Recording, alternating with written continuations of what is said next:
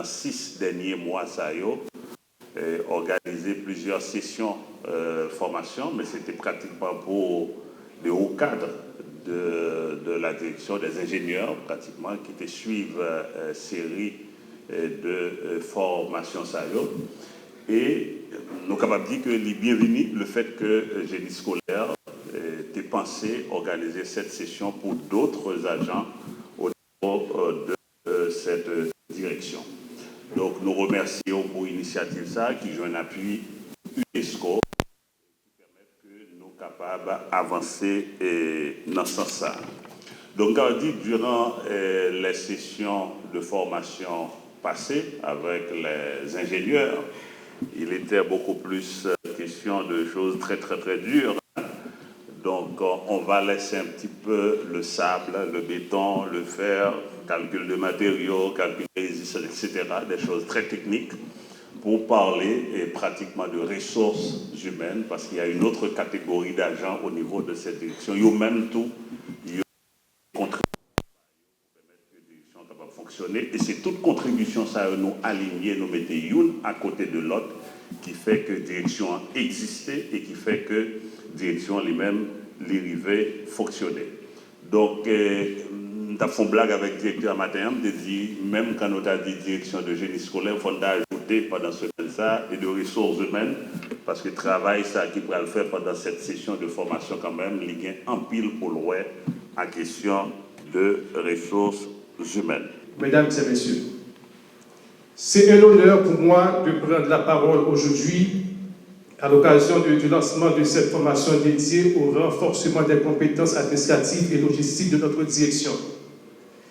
Cette initiative, qui s'inscrit dans le cadre du projet de relèvement intégré de la péninsule Sud, financé évidemment par l'UNESCO, vient répondre à un besoin crucial, l'amélioration continue de notre efficacité organisationnelle.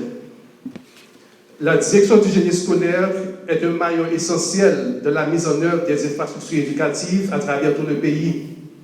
Si la conception et la construction des établissements scolaires sont des éléments fondamentaux de notre mission, il est aussi important de veiller à ce que nos processus administratifs et logistiques soient optimisés pour assurer une gestion fluide et efficiente. Cette formation concerne les agents administratifs, les messagers, les chauffeurs et les ménagères, des acteurs souvent en coulisses, mais dont le rôle est indispensable au bon fonctionnement de la direction du génie scolaire. En renforçant leurs compétences, nous nous assurons que chaque service fonctionne avec rigueur, professionnalisme et efficacité. Je tiens à exprimer ma profonde gratitude envers le ministre de l'Éducation nationale, le professeur Augustin Antoine, et le directeur général du ministère, le professeur Yves Roblin, pour leur soutien indéfectible à la réalisation de cet atelier de formation, ainsi que l'UNESCO dont le soutien constant permet de renforcer les capacités de la DGS et de doter notre personnel des outils nécessaires pour relever les défis du quotidien. À vous, chers participants, je vous encourage à saisir pleinement cette opportunité de formation. Votre engagement et votre implication feront la différence dans l'amélioration de nos pratiques et contribueront évidemment à la tête des objectifs de la direction du génie scolaire. Ensemble, en misant sur le développement des compétences et l'optimisation de nos processus, nous bâtissons une administration plus forte, plus efficace et plus performante au service de l'éducation en Haïti. Sur ce, je vous souhaite une excellente formation et beaucoup de succès de l'acquisition de ces nouvelles connaissances. Mesdames, Messieurs, comme je disais tantôt à des collègues de bureau, que le temps n'est plus de nos discours. Il faut passer de l'abstrait au concret. Quand je suis promu directeur général, j'avais dit aux collègues que je vais diriger le ministère avec le ministre qui est le premier pilote et de la gouvernance du secteur, parce que c'est lui qui pilote toute la politique gouvernementale en matière d'éducation. J'avais dit que je vais piloter le ministère en concertation avec le ministre, avec une main de fer dans un gant de vin, dans un gant de velours.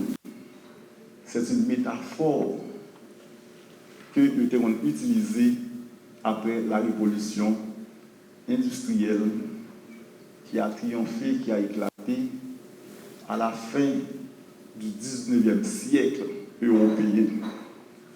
Ça veut dire quoi? Ça veut dire tout simplement les principes de Weber, les principes de Fagnol, les principes de Crozier, il faut appliquer, c'est la rigidité, le respect des principes administratifs, la question d'accord d'heures de travail, la théorie des 3-8, 8 heures de travail, 8 heures de repos, 8 heures de sommeil. Il faut respecter ça, c'est la rigidité dans une conception weberienne de l'administration publique. Mais il y a aussi une autre approche. C'est une approche de l'école des relations humaines qui c'est une réponse liée à l'école classique de Fagnol. Il vient avec un des tenants. Vous qui avez étudié l'administration, vous les connaissez bien, Maslow, Abraham Maslow, Elton Mayer. Il y a aussi ce qu'on peut appeler McGregor. Tenant ça, il préconisé ce qu'on peut appeler l'amélioration du travail, la motivation dans le travail, bonnes conditions de travail, des avantages sociaux, comme la police d'assurance. Tout le monde gagne une police d'assurance. Et la question de carrière, c'est important. Et quand il fait je dis, la question de carrière. Et la question, ça n'a pas étonnant, ajustement de salaire, on va dépasser 10 ans en poste. Il est avec le même poste. Et tout dernièrement là, comme on a ressources humaines qui dit, il y a une institutrice qui fait 40 ans comme institutrice. Un monde qui fait carrière, par exemple, un monde qui fait l'école normale supérieure, il vient au plein temps, il y a 20 ans, il vient au plein temps, mais il y a même qui vient à peine sorti de l'école normale, il y a le même montant avec les qui ont 20 ans dans ce secteur. Ça veut dire que nous sommes en train de faire un diagnostic de ces problèmes-là et pour lesquels nous allons apporter des palliatifs nécessaires au fait d'amélioration de la qualité de vie des employés. Parce que nous-mêmes, nous pensons à 100 piles et nous travaillons en pile.